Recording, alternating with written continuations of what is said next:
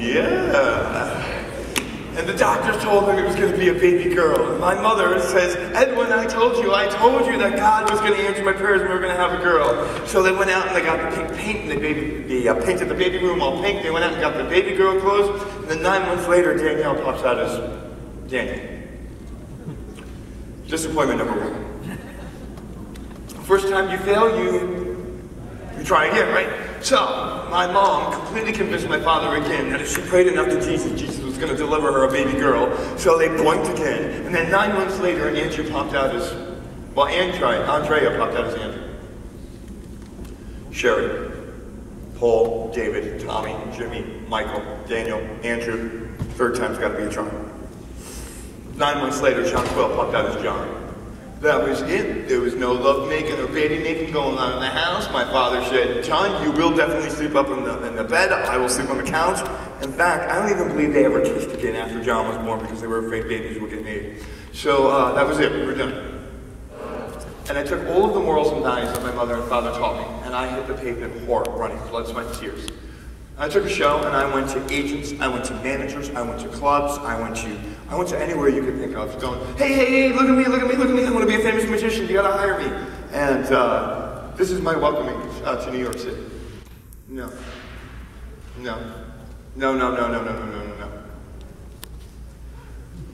My mother taught me, and my father taught me, the biggest morals and values they instilled in me is that after you get a no, you learn from the no, and you grow from it, and you turn it into a yes. I finally got my big break. I got my first off-Broadway show. And then I started appearing on the cover of magazines. I got my first TV interview with Good Day New York. And then after this little bit of fame started, I started engineering an escape that I thought would change the way the art of escape would be viewed by the world since the Houdini era. And I was creating an escape where I would be chained and shackled, restrained in a straitjacket, thrown and plunged into a human-sized 800-gallon fish tank, meeting the wrath of 1,000 flesh-eating piranha, 90 seconds to escape alive. This particular escape caught the eye of some very, very incredible people. The last living trustees of the Harry Houdini estate. How many of you guys have ever heard of Harry Houdini? Yeah, the most famous escape artist in the world, right? Well, in 2000, when they invited me to this meeting, they asked if I would kindly, or if I would nobly accept the title of becoming the next official successor to the legendary Harry Houdini. I am, today, Daniel Bauer, the successor to the legendary escape artist, Harry Houdini.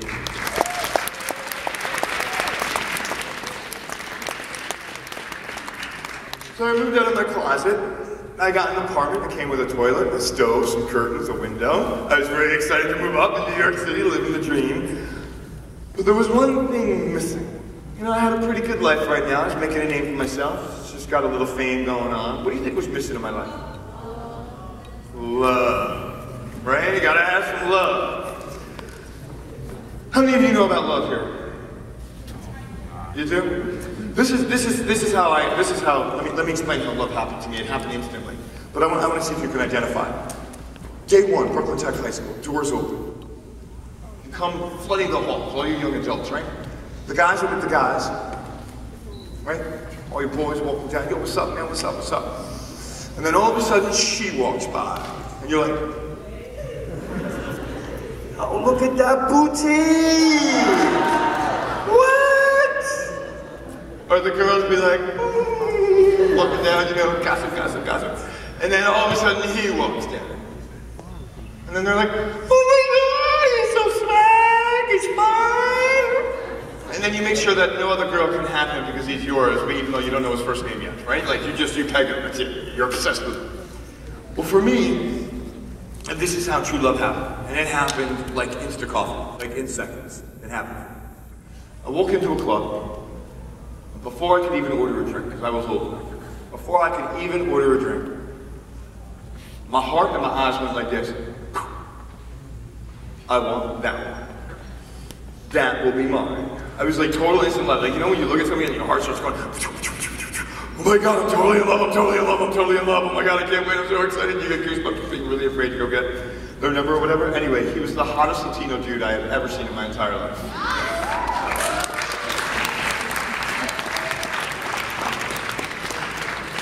Yes, ladies, yes, gentlemen, I am gay. And if you have a problem with it, that's your problem because I am totally cool and sexy and fine with myself today.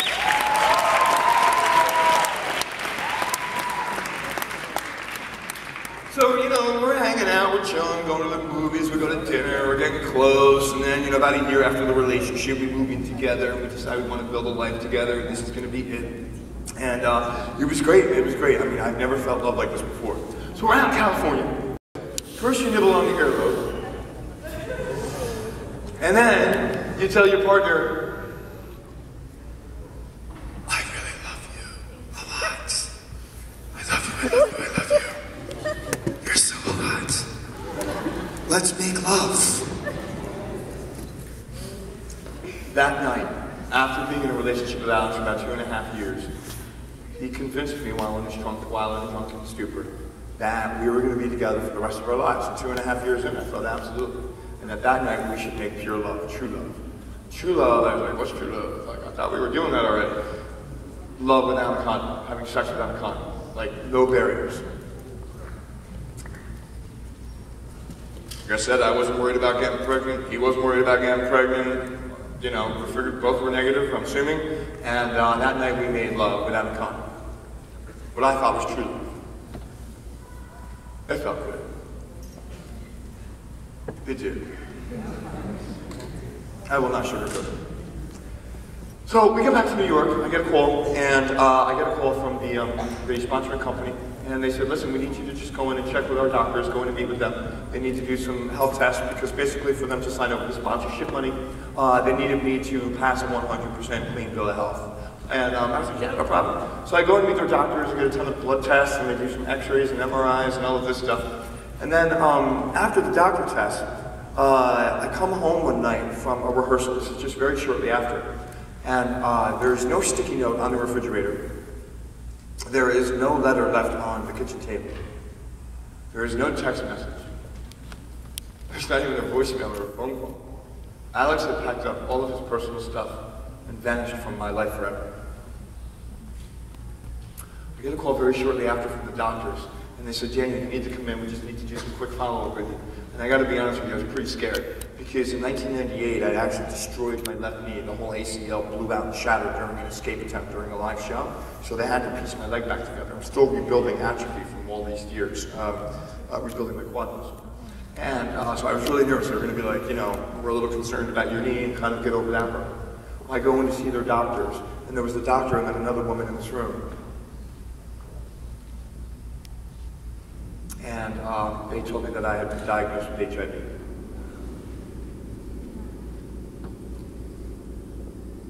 The company called me in and told me that after further review of the risks associated with this project, they were no longer going to fund it.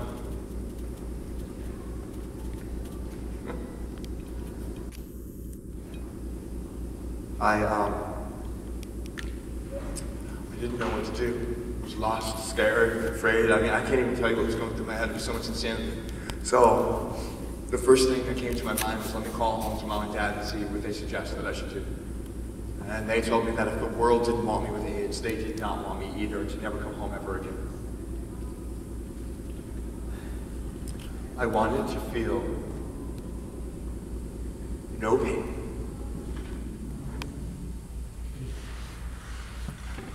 That magic from being a little 8-year-old boy was gone.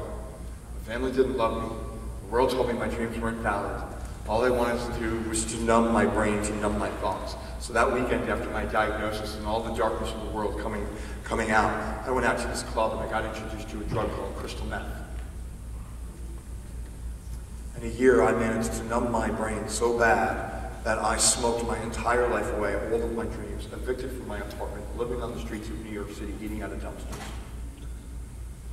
I tried to overdose to end my life, but unfortunately I was not successful. So then I tried to take it.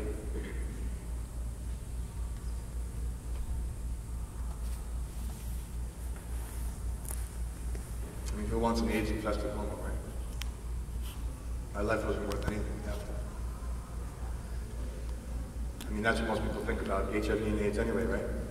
Big dirty disease. I had to have a forced intervention. And at the time of this forced intervention, an HIV therapist came in to see me and meet with me. She's the coolest gal in the world. And she told me I had two choices in life. I can be absolutely miserable, never look at my dreams again, and I can die miserable. Or I can somehow find a way to get comfortable in my own skin, stop listening to all the echoes of hate that everyone else in the world thinks about people living with HIV, and find the strength to go back to that memory when I was an 8-year-old boy and go back and find the magic of life again. So from 2002 to 2009, I lived in misery. By 2009, I was like, you know what, let me try to see if the whole happiness of life thing works out. And I came up with a new show, and I tried to return back to the stage. But I did it without disclosing my status. I thought I could be able to pick up where I left off, even though I've been out of the industry for a long time. Well, that wasn't the case. The show didn't go very well. It wasn't very successful. So I decided in 2011, I said, you know what? I am tired. I am tired of people stepping on me. I'm tired of people telling me that my dreams are not valid. I'm tired of people telling me that they think I'm less human because I'm HIV positive. I am tired. I am just tired. I am tired of the hate. So what did I do? I stood on my own 2 feet. I am a 13-year HIV survivor today. I am a 13-year HIV warrior today. I returned to the stage in 2011 with an off-Broadway show, Beyond Belief, and I am living my dreams, and you can't tell me otherwise.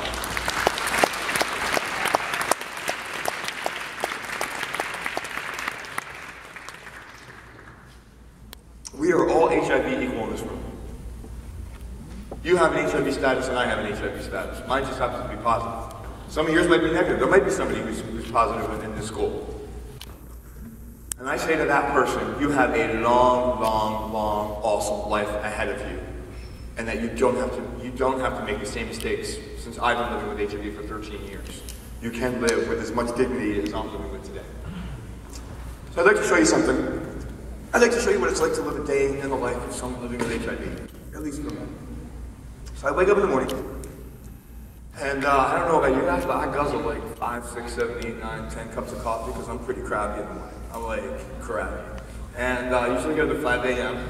So after the coffee, I then count 52 grams of protein because I weigh 225, just about all solid muscle right now. I'm trying to keep my sexy on, getting ready for, piranha escape. And I go to the gym. And then when I get back from the gym, I take another 52 grams of protein, broken up, and then I take some of these.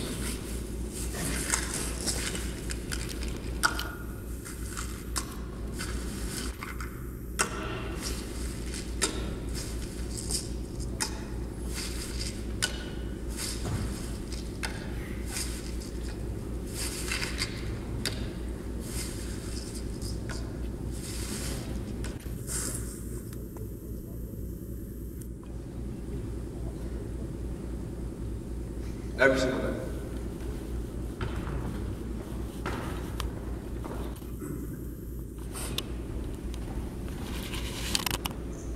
That is that's $5,000 a month worth of supply of medication.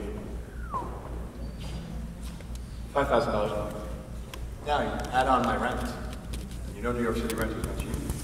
Add on cell phone bills, clean underwear, clean clothes, new clothes, a little bling. Things that you need to survive in the world. Food on the table, electricity, gas. All because one night, that whisper, that mistake that I made, of thinking it was okay to not get tested for HIV when both Alex and I probably should have had what I like to call a foreplay date, went down to a clinic or got to our doctors to get tested before we decided to jump in and do something that has now changed my life forever.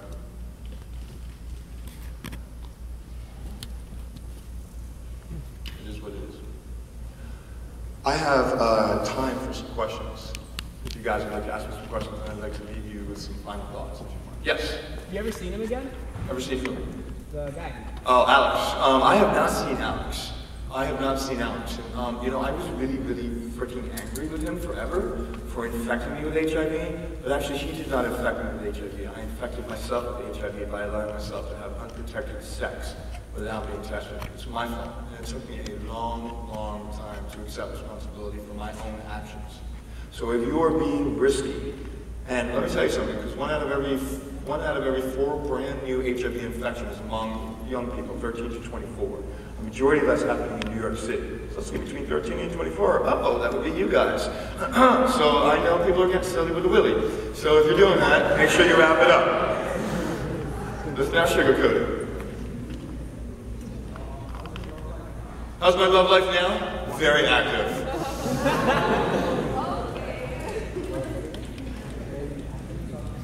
As I talked to my brother, let me tell you what happened to Andy. October of 2010, it was the 6th or 7th, I don't remember exactly what day. It was 11 o'clock at night. He had been rushed to Beth Israel Hospital. And for those of you that are taking health class and learning, there are these things called opportunistic infections that can be very deadly to somebody living with HIV or actually who's passed into the AIDS bracket, where their immune system has really disappeared. Well, Andy was battling PCP pneumonia, which could be the deadliest opportunistic infection somebody living with HIV or AIDS has to face. It was so bad for him that there was irreversible damage done, and it got to the point where he was in the hospital where he had not been able, they maximized the oxygen breathing levels on the whatever, so they needed to intubate him to keep him alive. They needed to put tubes down in his lungs. That night when he called me, he asked me to come down to the hospital right away, and he asked me to make sure that they don't intubate him because he was ready to die.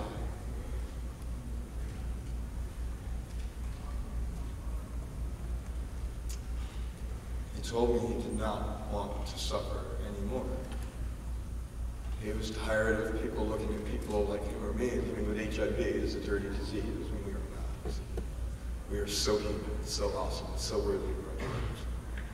I was too late. I arrived at the hospital and they had already intubated me. So I had to call home to have full decision-making turned over to me by my mother and father. My mother made it very clear to the doctors in 20 seconds that they didn't give a crap about Andy and they buried him a long time ago.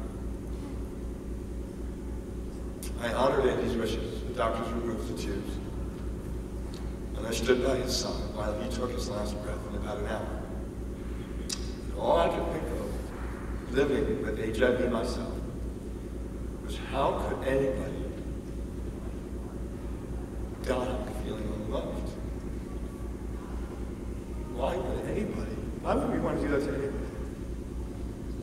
So I am living his life and my life today.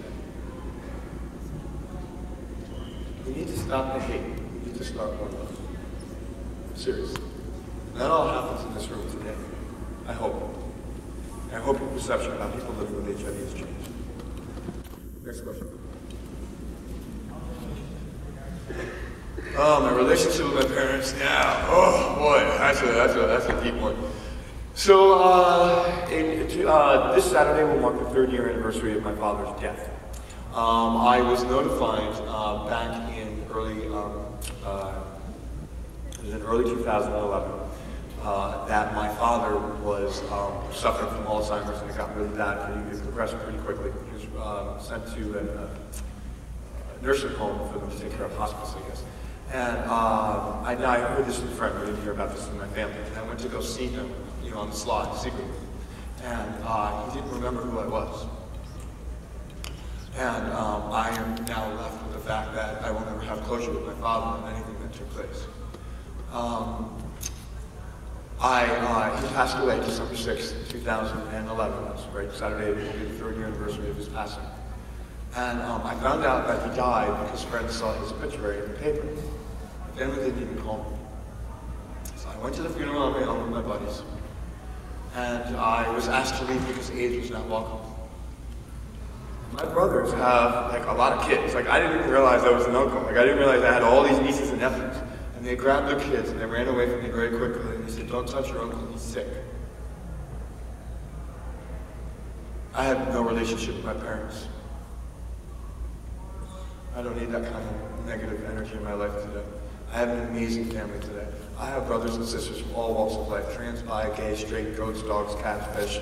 I mean, from all walks of life, from this coast of the world to this coast of the world, from Sydney, Australia to New York City to London and everything else in between. And I am darn proud of my new friends because they unconditionally love me.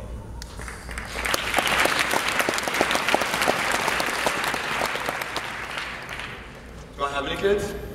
No, unless I can get pregnant. Unless if you come up with a cure for me to get pregnant, I'm not having kids. Do I still believe in true love? I'm dating a guy right now. He's like totally penetrated my heart.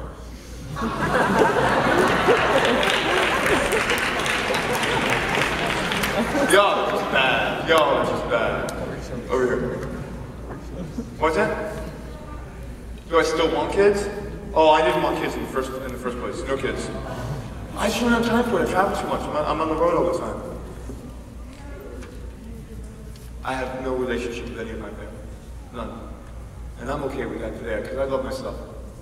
What do you have to say to the people, including the family that has now exiled you, who choose to remain ignorant about the disease? What do I have to say to them? Pick up a book, discover love. Love yourself first. You know, if you need to hate on somebody else, there's something going on in your life that you need to either heal, so you get over that anger and or whatever fear or whatever it is. The best way to beat fear is education. Right? So you know they're so smart. They're all college educated. Go read a book. Where did I grow up? Upstate New York. Where's Snooki was born?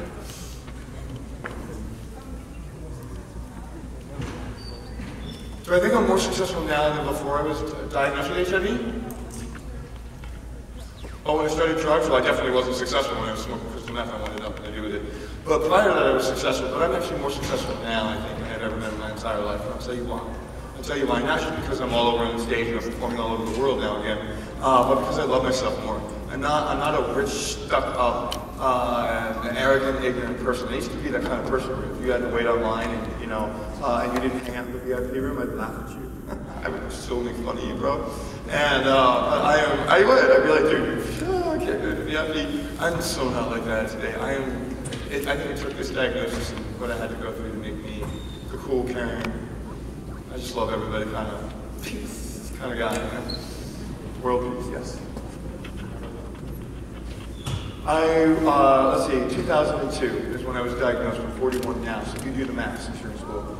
I have been living with it. This year will be, February will be 13 years. This February, 13 years. Am I Christian? No, my name is Daniel.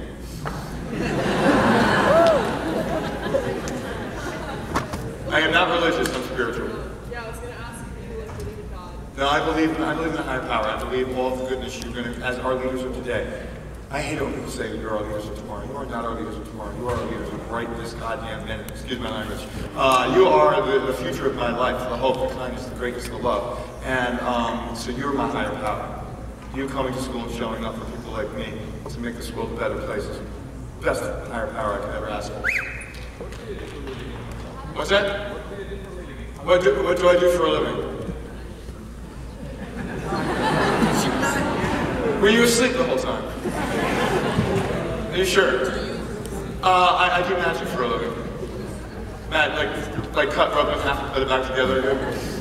Can someone please give him the Cliff Notes? Have I ever met you think Kanye's famous? Next question.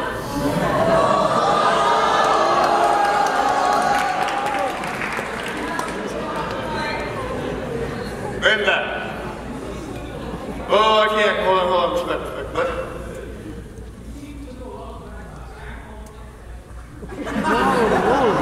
Wait. What was the question?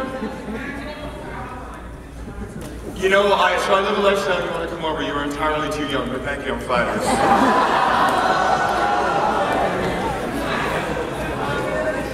Guys, hold on a sec. Hold on. Guys, seriously, what's that? I will show you another magic trick. At exactly 3:35, you will all disappear.